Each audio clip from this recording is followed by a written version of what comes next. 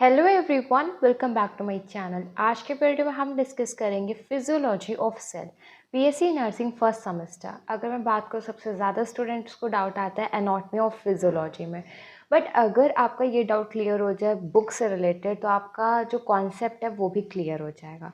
सबसे पहले यही डाउट आता है कि एनाटॉमी में क्या पढ़ना है, फिजियोलॉजी में क्या पढ़ना है। जब कोई आपको बुक प्रेफर करता है तो उसमें क्या होता है, एनाटॉमी फिजियोलॉजी हमारी स्पेशली बुक में ज़्यादातर सेम मिलती है। मतलब एक ही बुक में दोनों सब्जेक्ट का कंटेंट होता है, जिसमें डिफरेंशिएट करना स्टूडेंट के लिए मुश्किल हो जाता है कि कौन सा आपका एनाटॉमी में जाएगा, कौन सा आपका फिजियोलॉजी में जाएगा। ये बहुत ही सिंपल से मैं एक बात कह रही हूँ। अगर आपको एनाटॉमी और फिजियोलॉजी में बिल्कुल क्लियर है तो आप बुक डिफरेंशिएट मत करिए। अगर आपको नहीं क्लियर है तो आप ठाकुर पब्लिक इक्वेशन की बुक परचेज़ कर सकते हैं, जिसमें अप्लाइड फिजियोलॉजी आपका अलग बुक मिलेगा और अप्लाइड एनाटॉमी की आपको अलग बुक मिलेगी। फिर आपको कोई भी फिजियोलॉजी रिलेटेड डाउट होगा वो आपका कंटेंट से क्लियर हो जाएगा। जैसे कि आज के वीडियो में हम डिस्कस करेंगे फिजियोलॉजी ऑफ सेल। अगर मैं बात करूँ बाकी आप सब्जेक्ट्स बाकी उसकी बुक देखोगे तो आपको शायद थोड़ा कन्फ्यूजन हो कि कौन सी फिजियोलॉजी ऑफ सेल्स में आएंगे पॉइंट्स। बट इसमें क्या आपका फिजियोलॉजी ऑफ सेल पूरा पॉइंट मेंशन है, सो ये आपके लिए इम्पॉर्टेंट है। As such physiology of cell आपका अलग से एग्जाम में नहीं पूछा जा सकता है। एग्जाम में शॉर्ट या वेरी शॉर्ट में आपका सेल आ सकता है, जिसमें आप एनाटॉमी फिजियोलॉजी साथ में सेल डिवीजन को भी लिखेंगे। बट एक स्टूडेंट का डाउट था फिजियोलॉजी ऑफ सेल से रिलेटेड, तो आज के वीडियो में बस हम उसी टॉपिक को डिस्कस करेंगे। आपका कोई भी डाउट हो बीएससी नर्सिंग फर्स्ट सेमेस्टर से रिलेटेड, सो प्लीज़ मेंशन करिएगा कमेंट बॉक्स में।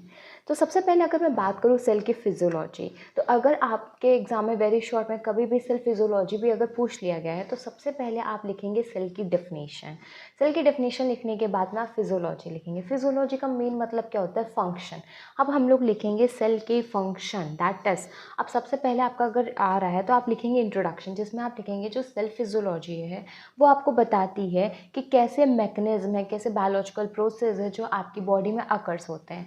तो बस ये आपकी सेल फिजियोलॉजी परफॉर्म करती है। अगर मैं बात करूँ इसके फंक्शंस की, तो मेनली इसके 4 फंक्शन हैं। सबसे पहला फंक्शन आपका दे रखा है सेल ग्रोथ एंड मेटाबॉलिज्म। आपको पता है जो आपकी सेल है उसका साइज इंक्रीज होता है, उसी को हम लोग कहते हैं सेल ग्रोथ। मेटाबॉलिज्म में आपके 2 पॉइंट्स आते हैं, एक आपका है एनाबॉलिक, एक आपका है कैटाबॉलिक।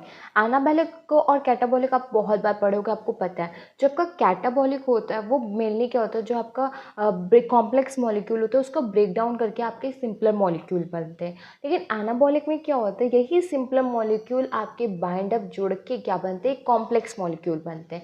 यही डिफरेंस है कैटाबॉलिक और एनाबॉलिक में। अगर आपको नहीं क्लियर है तो हमेशा याद रखिएगा, कैटा मतलब कि काटना। कैटाबॉलिक में कॉम्प्लेक्स मॉलिक्यूल जो काट काट के आपके छोटे छोटे से बना देगा। एनाबॉलिक में ऐड ऑन होना, तो ये छोटे छोटे मॉलिक्यूल्स को ऐड ऑन करके आपका कॉम्प्लेक्स मॉलिक्यूल बना देगा। बस यही डिफरेंस रखेगा आपका कैटाबॉलिक और एनाबॉलिक में।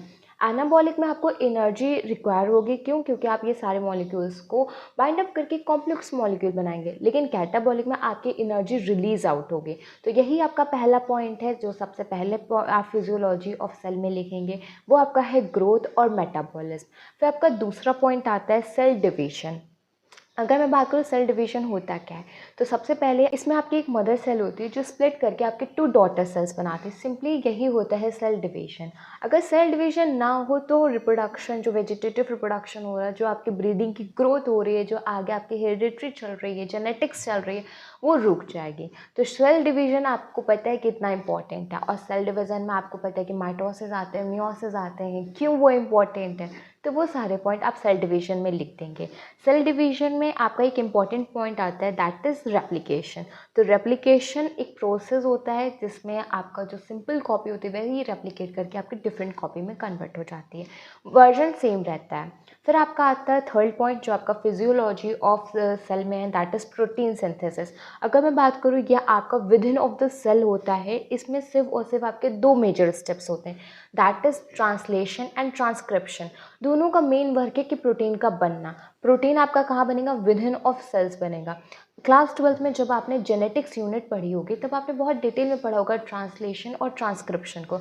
अगर आपको याद है तो आप उस पॉइंट को भी लिख सकते हैं, अगर नहीं है तो कोई ज़रूरी नहीं है, क्योंकि फिजियोलॉजी ऑफ सेल में आपको वेरी शॉर्ट में 2 मार्क्स में इतना कंटेंट सफिशिएंट है। फिर आपका आता है last point physiology of cell में, दैट इज़ मॉलिक्यूल ट्रांसपोर्ट। अगर मैं बात करूँ, जो आपके सेल्स होते हैं वो आपके मॉलिक्यूल्स को भी ट्रांसपोर्ट करते हैं। जैसे कि आपको न्यूट्रिएंट्स की ज़रूरत है, जैसे कि आपको अलग मॉलिक्यूल या अलग कोई आपको ज़रूरत है, तो वो सारी चीज़ें आपको ट्रांसफ़र करेंगे आपके सेल्स। एक जगह से दूसरी जगह आपको सेल्स ही पहुँचाएँगे आपकी बॉडी में। हेड टू टो आपको पता है कि आपकी पूरी बॉडी सेल्स से बनी है, तो ट्रांसपोर्ट में सबसे ज़्यादा हेल्प किसका रहता है? आपके सेल्स का रहता है। तो ये 4 आपके मेन फंक्शंस है सेल के, जो आपके आते हैं फिजियोलॉजी ऑफ सेल में। तो सबसे पहला पॉइंट है ग्रोथ एंड मेटाबॉलिज्म, फिर आपका है प्रोटीन सिंथेसिस, फिर आपका है ट्रांसपोर्टेशन, फिर आपका है सेल डिवीजन। अगर आपका कोई भी डाउट हो इन 4 पॉइंट से रिलेटेड, तो प्लीज़ मेंशन करिएगा कमेंट बॉक्स में। अगर आपको बुक पीडीएफ या फिर बुक की पिक चाहिए तो प्लीज़ आप मेंशन करिएगा कमेंट बॉक्स में, मैं टेलीग्राम चैनल पे प्रोवाइड कर दूँगी। इससे आप अपने सिंपली शॉर्ट नोट्स बना सकते हैं। एग्जाम पर्पज़ के लिए आपके लिए बहुत हेल्पफुल होगा। अच्छे से स्टडी करिए, कोई भी डाउट हो मेंशन करिए कमेंट बॉक्स में।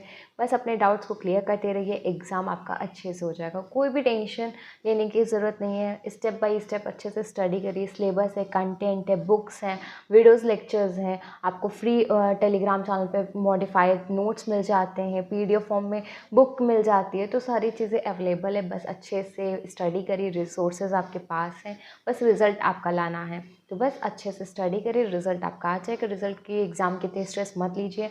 आपको एक सेपरेट वीडियो ज़रूर मिलेगी जिसमें आपको कैसे यूनिवर्सिटी एग्ज़ाम में रॉक करना है, कैसे आपको यूनिवर्सिटी एग्ज़ाम में लिखना है। सो ये सारी चीज़ें अभी के लिए पॉज आउट कर दीजिए। अभी सिर्फ और सिर्फ आपको स्टडी करना। सो स्टडी के लिए ऑल द बेस्ट। वीडियो को लाइक कर लीजिए, चैनल को सब्सक्राइब कर लीजिए। Thank you.